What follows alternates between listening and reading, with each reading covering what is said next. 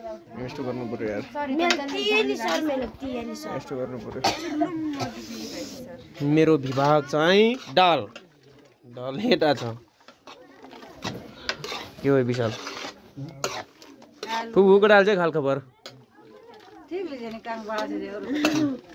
ल पहिला मैले दाल यसरी राख्नु पर्ने हुन्छ कति धेरै नानी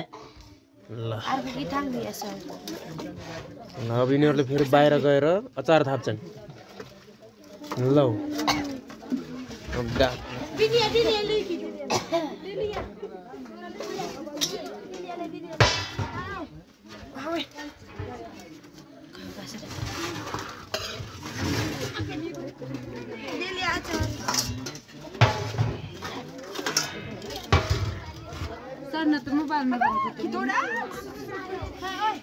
अझै यहाँ जाने अझै